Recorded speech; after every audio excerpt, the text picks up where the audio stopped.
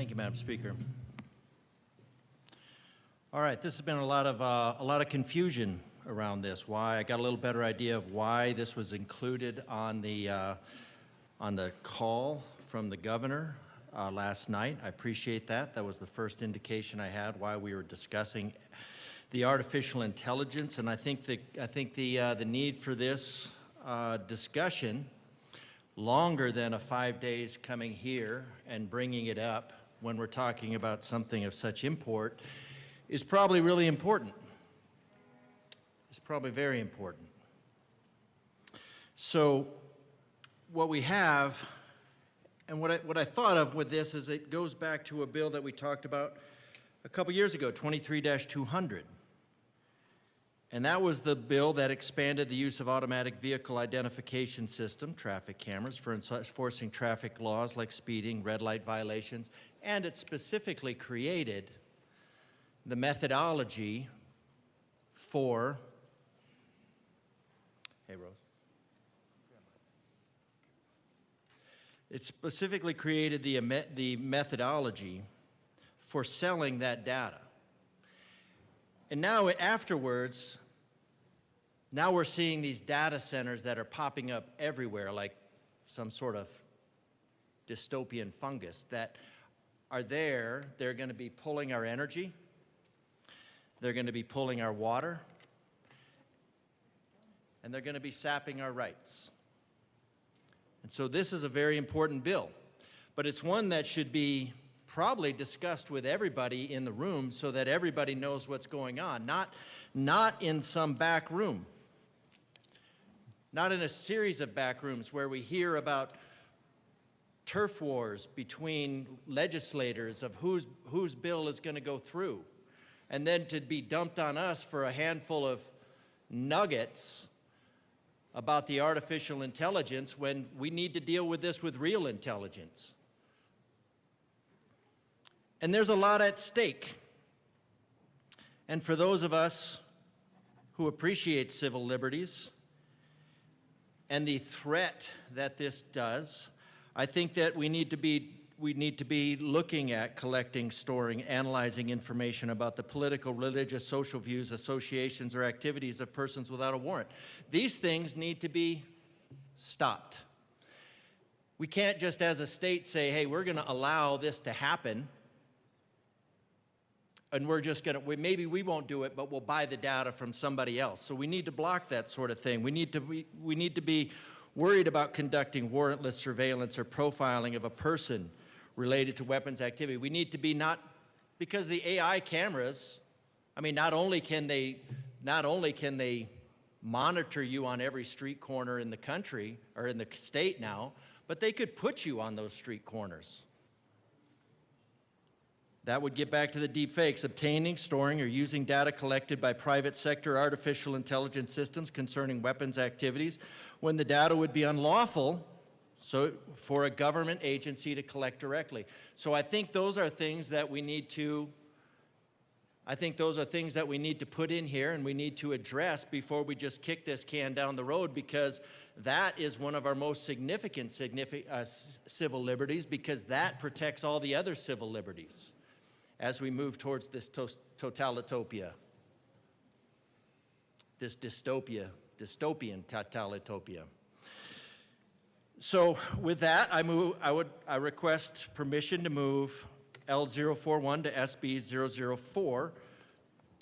Thank you, Representative DeGraaf. That is a proper motion. Members, the motion before the body is permission to run a third reading amendment on Senate Bill 004. Mr. Schiebel, please open the machine and members proceed to vote.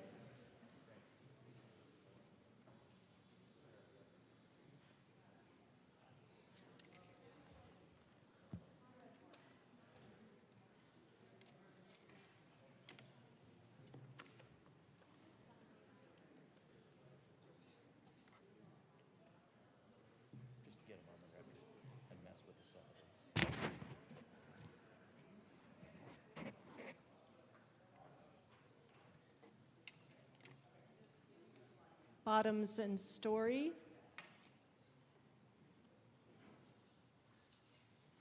Story is excused.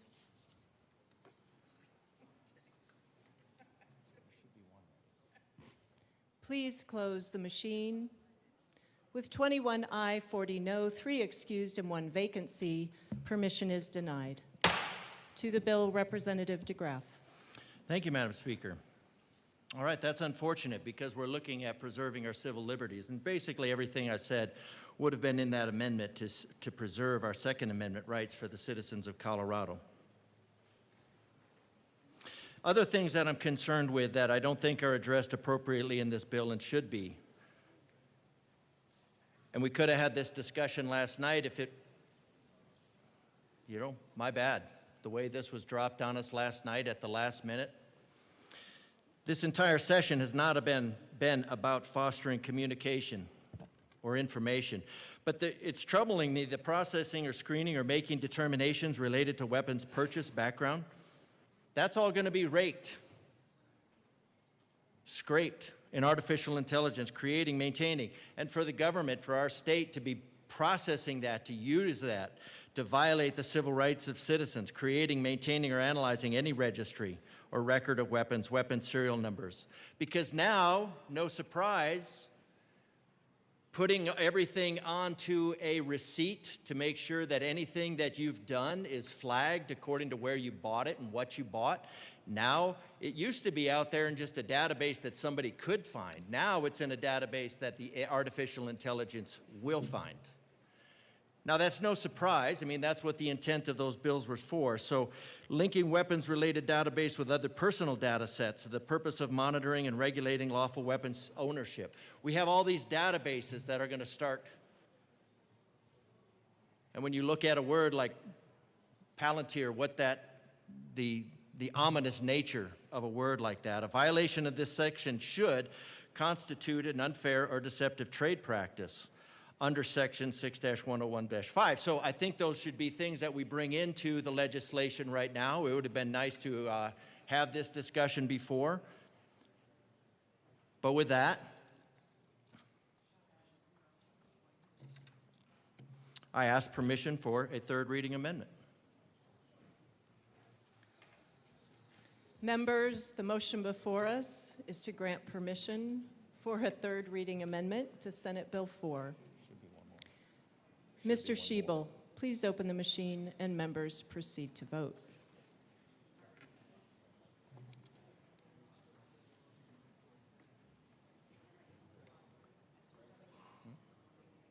Should be one more.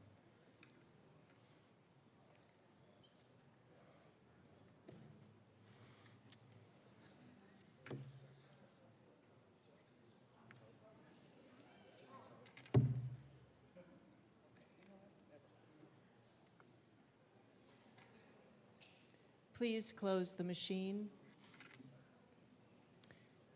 With 22 aye, 40 no, 2 excused, and 1 vacancy, permission is denied. Representative DeGraaf, back to the bill. Thank you, Madam Speaker. We're not batting real high for civil rights because all of those are along the lines of other civil rights as well. So I'm also concerned about algorithmic decision systems or other artificial intelligence system that shall be, and they should not be designed, developed, or deployed to utilize by the state. We can't stop them in the terms of private a political subdivision of the state or a contractor acting on behalf of the state. We can't just be doing these things and putting them into motion and hiding behind somebody else. When I was doing some stuff, I remember when I was doing some videos for aviation training and wanted to use satellite photos, I had to get the permission of anybody that would be in that satellite photo. Not just if they would be, but permission if their property would be in that satellite photo in order to be able to use it for training videos. Couldn't see anything, but now we have our government hiding behind this contractor thing and then saying, oh, well, it's okay if we violate your civil rights because AI did it. So what we should be looking at is collecting, storing, or analyzing information about the political. We should not be allowing this or social views. We've seen this in recent times where this data was put together by rogue elements of the alphabet soup and persecuted people outright. But we should not be running AI data systems to compile behavioral lists on the citizens, associations, activities of any individual group without a warrant. This should require a warrant. Not just a division of future crime that can make these decisions by themselves. Conducting warrantless surveillance or profiling individuals related to really weapons activity or any other activity. We should not be this artificial intelligence, I think, before we go and we start doing these things. Not just kick the can down the road, but these are things that should be added into the bill now so we don't have a surveillance state that is designed to violate your Second Amendment. Conducting warrantless surveillance or profiling the individuals related to weapons activity or any other activity, obtaining, storing, or using the data collected by private sector artificial intelligence systems concerning weapons activity, and then when such data would be unlawful. We're not asking for just in general, but if it would be unlawful for the government agency to access directly without a warrant, this should not be something that is just done casually.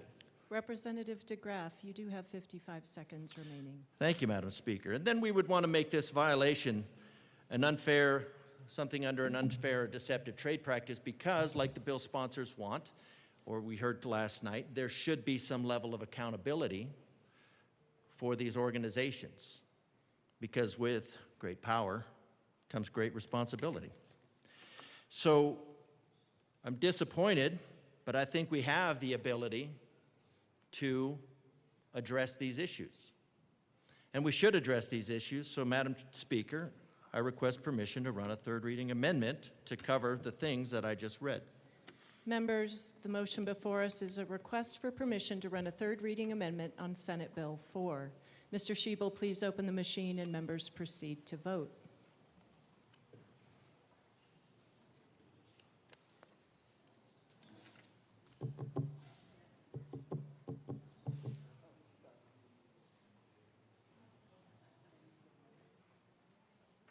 No, I don't. Yeah.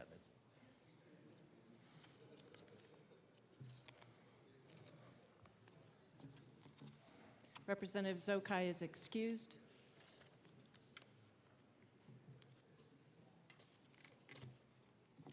Please close the machine. With 24 aye, 37 no, 3 excused, and 1 vacancy, permission is denied.